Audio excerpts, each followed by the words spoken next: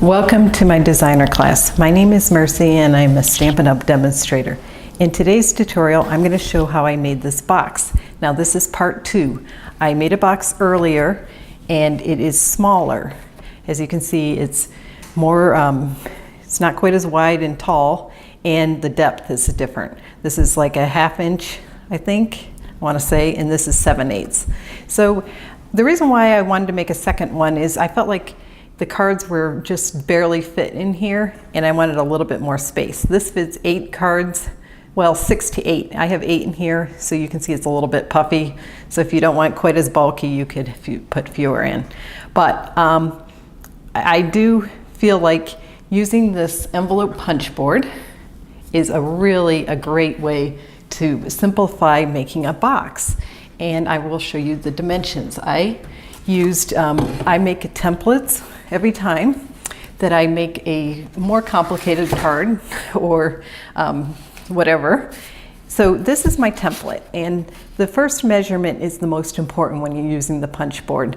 And also, of course, that this 9 5/8 by 9 5/8. It must be a square. Even though it comes out as a rectangle, it has to be a square. So I will get started right away and show you how I punch this out. So here is my punch board. And of course, you bring in your cardstock. This is Highland Heather. And I will start with my first measurement, which is 3 5/8. So one of the things I absolutely was crazy about with this punch board is they actually show the measurements like 1/8, 3/8, 5/8, 7/8. And that is very helpful. I'm really excited. Most like measuring rulers, etc., do not have that. So anyway, so measure right at 3 5/8 and punch and then score. And you're not going to be able to get all the way down, but you can get fair distance. And I will show you what I do to get around that issue. Okay, so this one I want to go 4 7/8. So I hope you can see this. It's right here. 4 7/8 and punch and score. So now I turn my paper, and you have a little marker here for the score line, and that will help keep you on track. But I also like being able to know the measurement. And so for this one, it's 3 3/4. So I will punch and score. And then my second measurement is where I kind of lost my little track here. So what I do is just bring in a ruler, and I line up with that score mark, and I just mark it lightly with a pencil. Now you could do it a little lighter than that, but I definitely want you to be able to see exactly what I was doing. And then if you really are concerned, you can take your ruler and look at it to see that it's going to be 6 inches. So between those two things, though, you should be able to keep it pretty accurate. Now I guess I reversed that this time, but it doesn't really matter. All right, so this is the third step. So here we have it, and this will be exactly the same as our first one. I'm trying to turn this here because it's mirror imaged. So this one is going to be 3 5/8, and then we score. And now this one will be 4 7/8, and we score. So now we are going to be on our last side, which we will then line up at 4 3/4, punch, score. And of course we have this little issue where the score line did not come all the way down. And when I'm burnishing, I don't find this is a big deal. But if you did find that you were having issues, you could get your scoreboard out and fix that issue. So this one will be the 6-inch one, which you can't see. So punch, score, and now we are ready to just corner round.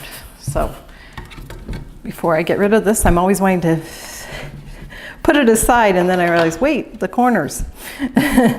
So this corner rounds very nicely, very quick.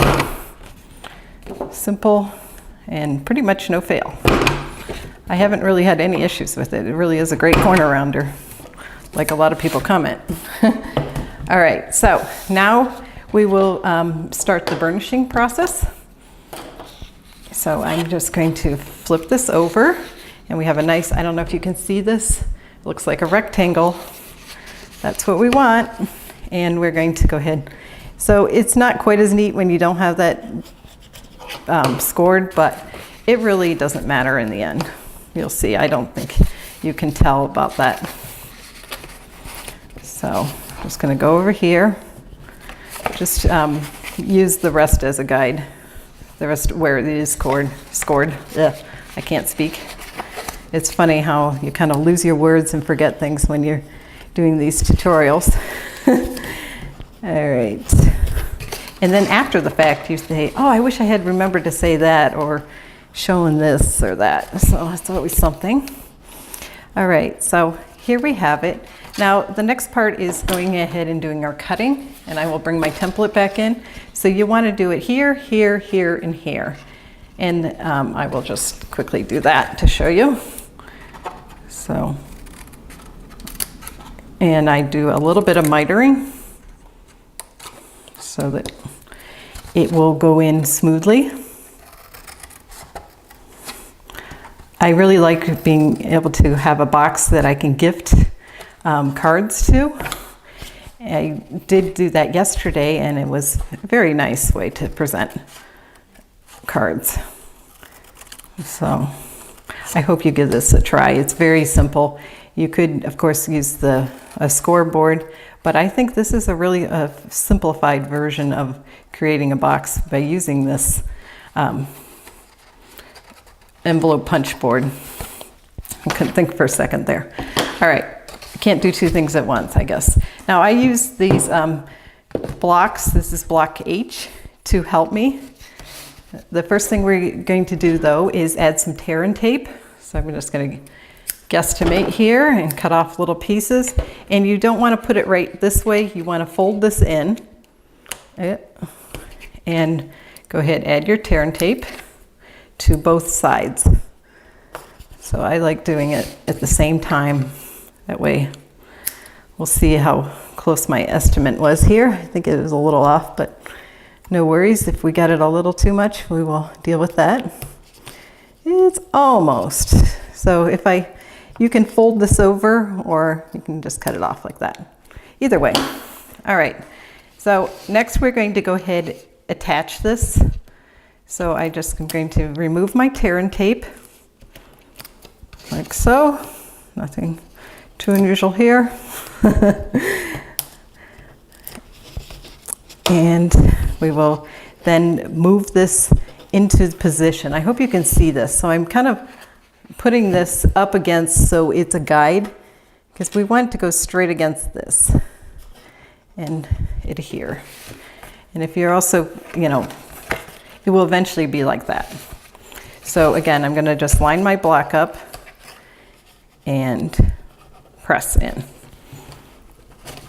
So, all right, the next part is to glue it. And at this point, I do like to go ahead and put the lid up. And the reason for that is just to make sure it's going to be square. It's a little bit tricky, but nothing too serious. And this part, I do use liquid glue. So I'm just going to add some where it will be covered. There we go. And you don't want to add a ton, but you definitely want to have enough. This is a little awkward here because I'm trying not to get my head in it, but I'm sure I am. All right, so there we have the liquid glue on. And of course, this is kind of a critical part, so just take your time. You do have a second, so no need to panic. And as I was saying, I do like to go ahead, have this ready to go. And that way I kind of make sure my box is nice and square. And this is coming out well, I think. Yeah, so it just takes a little second to dry. You want to make sure it's good and dry.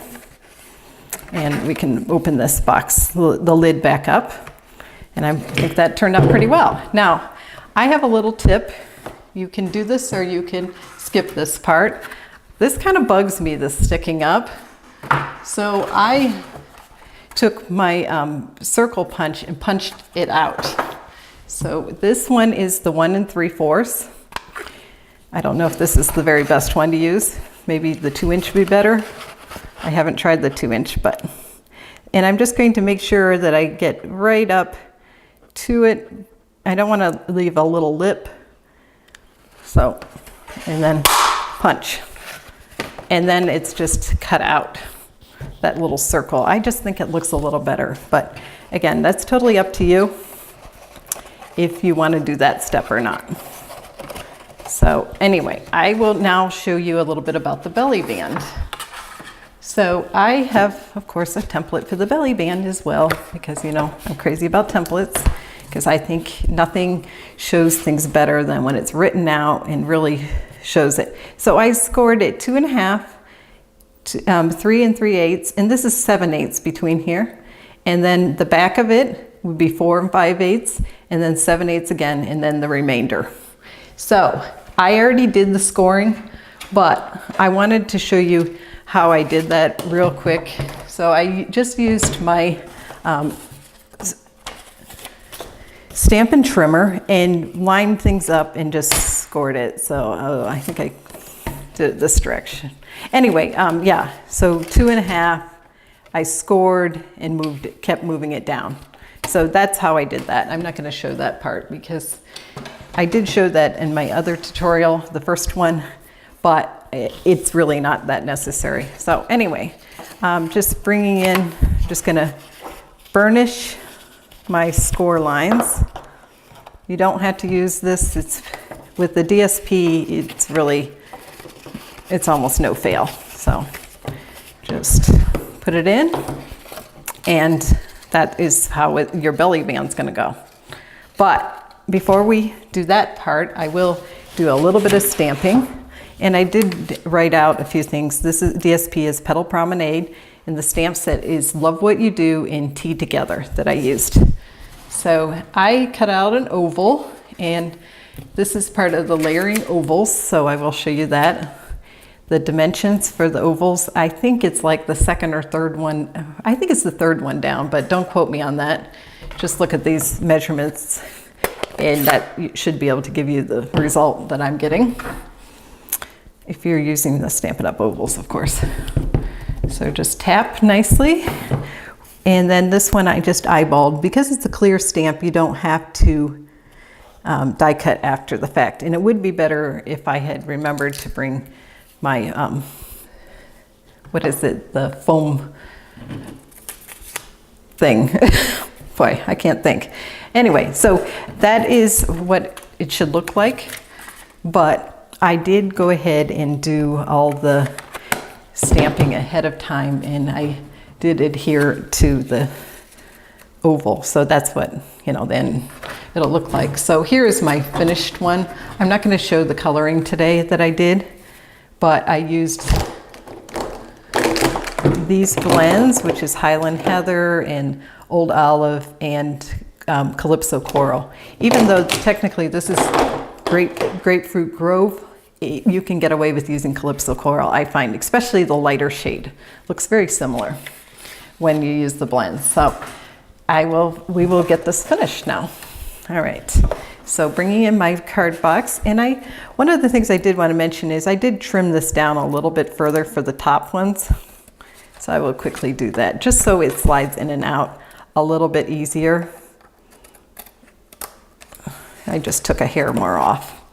All right, I just wanted to mention that. Now the belly band. This is the fun part. This is when you know your box worked, everything is good. So here we go. I like to put this one on, I like it to come down. And I also like using glue dots because a lot of people don't really realize that belly bands are supposed to slide off. And I think that it's better to use glue dots because at least they're somewhat repositionable, believe it or not, even though they're incredibly strong. They're amazingly strong. So I'm just going to cut 2 small pieces here, and I'm going to put this at the top. I just wanted to double check that I had it at the top. And then I'm going to bring in my glue dots and add these towards the bottom. So where is my pokey tool? I cannot find my pokey tool when I need it sometimes. And I suppose this is one of those times. Okay, so just add like 2, I would say use 2 glue dots just to make sure. For one thing, you don't want it sliding around as well. So, and you don't want to get too close to this edge because it does stay off to the side. So just another thing to keep in mind. Moving the backing here. Ooh. If you enjoyed watching this tutorial, please consider subscribing and giving me a thumbs up. And if you are interested in ordering any of the products, please email me at mewants3@gmail.com and I can assist you with the host code, etc. So I'm just going to line this up and hopefully I will get it pretty good. All right, so that looks pretty good, I think. It's really easy, fun, and quick, and a fantastic way to show, give a gift of cards with the punch board. So I will also show you the original one I did. And right here it is. As you can see, it's definitely smaller, and this one's easier to fit cards in. So maybe I should show that part real quick. Okay, so in here the cards fit, but it's pretty tight, whereas my second one, I will bring that one in. This one I really packed probably too many, but you just want to slide the belly band off. And as I said, a lot of people will forget that they can slide it off. So it really is better to go ahead and use those glue dots at the bottom because, okay, so I don't know if you can see, but it has definitely more space. So it kind of back and forth, and of course the depth is definitely bigger. But I did want to show that I could actually stuff in 8 cards. So I think that's pretty amazing. All right, thank you so much for watching. Again, if you enjoyed this tutorial, don't forget to give me a thumbs up. Happy stamping.